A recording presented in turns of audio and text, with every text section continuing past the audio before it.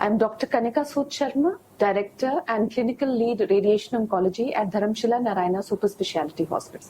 But one of the areas which is something we are passionate about is preventing awareness against cancer into the community. Doctor, what is cancer and how does it generally develop in the body?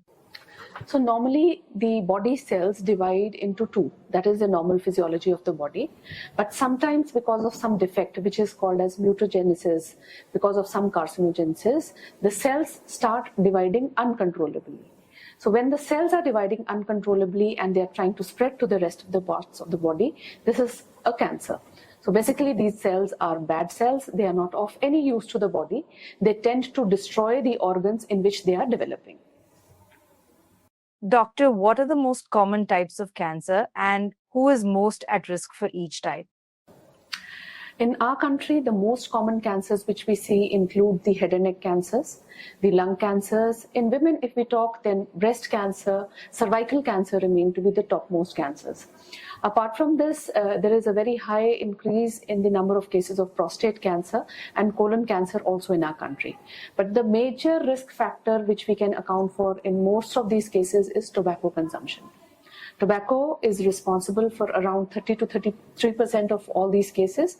For example, if we have around 15 lakh new cases in the country developing cancer, of these almost, I can say around 4 lakhs can be attributed to tobacco.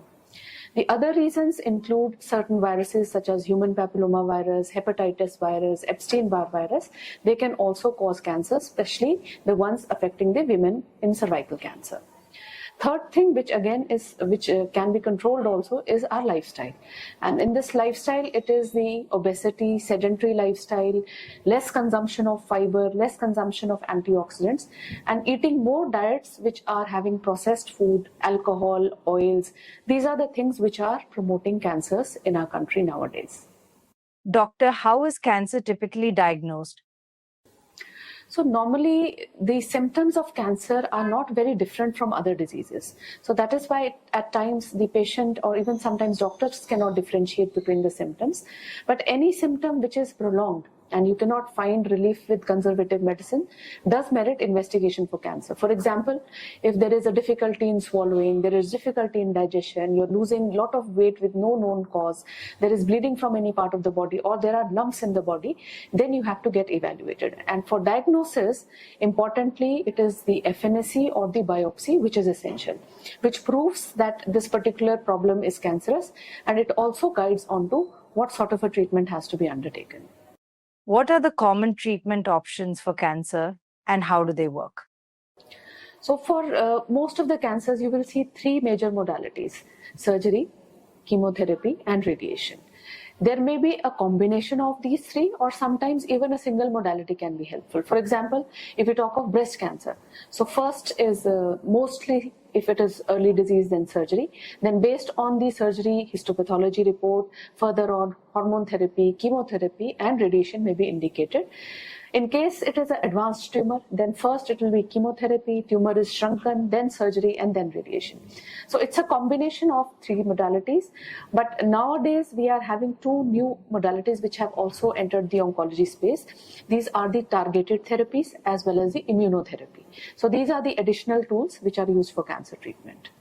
What lifestyle changes can help reduce the risk of developing cancer? So as I told you that lifestyle is one of the major causes.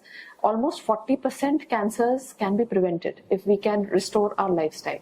So for our lifestyle, what is important is that we should consume more fiber, less fat, less carbohydrate, and our diet should have at least 5 to 7 colored fruits and vegetables. Because these colored fruits, vegetables have antioxidants. Antioxidants help reduce stresses in the body. They are reducing the risk of cancer development, as well as they help the body fight cancer cells as well. Apart from that, some exercise should be resorted to. One should at least do 180 minutes of exercise in a week, because WHO says that if you're exercising for 180 minutes in a week, you reduce your risk from dying from non-communicable diseases by 40%. And majorly, which I think we urge everyone to do is, if you are a smoker or a tobacco chewer, you should quit tobacco. That will help to reduce the risk of cancer. What are the potential side effects of cancer treatments and how can they be managed? So surgery wise, if you see, it depends on the extent of surgery. If a patient comes to us in stage 1, for example, if a patient comes in stage 1, then this surgery does not remove a lot of tissue, so the morbidity is less. However, if patient comes to us in a lot of advanced stages, then the extent of surgery is higher. Then because of removal of lot of tissues, plastic surgery has to be done. So when extensive surgeries are done, then there are stiffness, mouth opening problems, swallowing discomforts which can happen. So it is stage dependent. In chemo and radiation, major side effects are loss of appetite, vomiting sensation, fatigue, fall in blood counts, and sometimes hair loss also. If we are using certain drugs or we are radiating the head area, then hair loss can also happen. But fortunately, we are living in an era of targeted treatment. So nowadays, the surgeries have also become minimally invasive. We have robos, we have laparoscopic surgeries which have reduced the morbidity of surgeries. In chemo also now we have a lot of potential drugs which can take care of side effects of these treatments. Radiation has now become more guided, like image guided radiation and SBRTs are very focused. So overall side effects have come down quite a lot in the current day treatment technologies. Doctor, how important is early detection in the successful treatment of cancer? So I think I briefly told you that if we are picking up a cancer in time, the extent of surgery required may change. So a very simple example is breast cancer. If a woman comes to us with a tumor of less than 2 centimeter size, she will not have to go for a complete breast removal. Only the tumor along with a centimeter of tissue is removed, the axilla is done by sentinel, and the cosmesis can be preserved. So that is true for all organs in the body. If you are detecting early, we can preserve the organs functionally also, socially also. Patient can go back to the society, and the chances of cure also increase. By and large, stage 1 cancers, we are able to cure almost up to 90%. And the moment the stage increases to stage 2, stage 3, and stage 4, the percentage drops down. In stage 4, recovery is usually miraculous and only possible in around 5 to 10% cases only. So definitely there is an importance of early screening, and one should encourage everyone to go for health checkups. At least annual health checkups should be done. Doctor, are there any new advancements in cancer research or treatment that show promise?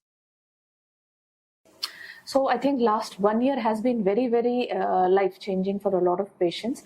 If you're aware, so a lot of molecular targets in the body have been identified. For example, for colorectal patients, some mutations have been identified where by giving drug targeted against that mutation, you can even avoid surgery or not go for radiation also. So single modality treatment may be helpful. Similarly, a new technology like the CAR T cell therapy has been talked a lot about in the community, where your own body cells are being made competent that they can fight against cancer. So these are sort of immunotherapies which have come in. A lot of new technology has come in radiation also, where we are adapting radiation. We are doing fast, low duration, high quantum radiation in a short duration. So these sort of techniques have been transforming, and many more are being tested against many cancers. Doctor, what misconceptions or myths about cancer do you often encounter, and how do you address them?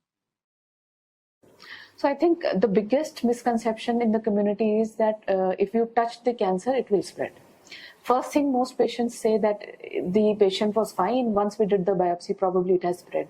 Or many patients are even reluctant to go for a biopsy. They don't understand what importance biopsy has. So I want to reassure everyone that biopsy per se is not bad. When you biopsy, you get tissue that can predict what the tumor will behave like and how we will treat that. If biopsy is not followed by treatment, after biopsy you just sit at home and you don't do anything about it, then of course, then you have chances that tumor will spread. It is not the biopsy which is bad, it is not taking no action after biopsy which may be bad. Few people think that chemo is a poison, so it is damaging your body, so we will not go for chemo, and they try to go for alternative treatments and feel that probably the alternative treatments will cure them. So I will not say this is a fully myth. It is partially true. Yes, there are side effects with chemo, but effectively there are drugs which can take care of these side effects. So when we compare the risk versus benefit of these medicines, the benefit is so tremendous that we cannot call it a poison. It cannot be a poison. It has for decades cured so many people. I would say it is more of Amrit rather than the poison. So this is one of the myths. Third thing, which people feel, that a cancer patient can never be normal again. People feel that there is a cancer, this patient is a patient for life. They will try to isolate that patient. That is wrong. A cancer patient is competent to do everything other people can do once he has come out of his disease and has been cured. One more myth, I think, which is very common: people try to isolate cancer patients feeling that probably it is contagious.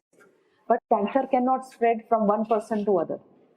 Cancer patient can live with his family, his friends, everybody, just like any other patient. Doctor, what advice would you give to someone who has recently been diagnosed with cancer? So I think first thing is, do not panic.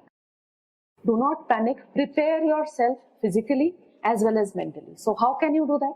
For physical preparation, you need to understand what is your body's requirement. If you are to go through a cancer treatment, it is intensive treatment. I always say it is like a world war for you. So you have to prepare your body. So maintain a nutrition, meet a nutritionist, try to maintain a good nutrition, understand your do's and don'ts. What food is good for you, what is not good for you, what to avoid during treatment. So these do's and don'ts need to be understood, especially because cancer treatment causes decrease in immunity. So you have to be protecting yourself against infections. You have to be eating good food which does not cause you more problem. For example, if I'm giving radiation to throat area, I will not allow patient to eat spices, not allow patient to eat hot or very cold food. So these things one should know. Second thing is preparing oneself mentally. Because many a times patients, they give up mentally. उनको लगता है कि मैं तो अब बचूंगा ही नहीं. So firstly, that thought has to be taken out of the mind. When you are in a negative frame of your mind, your body does not support you. But if you are motivated, you are positive कि मुझे ठीक होना ही है, body के अंदर hormones निकलते हैं. We call them endorphins. They help you to fight. They help the cells also to recover. So physically and mentally, both ways prepare yourself. Keep yourself informed. Read about it. Ask your doubts from the doctor. Don't live with a doubt. Because once you're entrusting your doctor and you are at the same plane, things really work in the right direction. Thank you so much, doctor, for giving us very valuable information. Most welcome.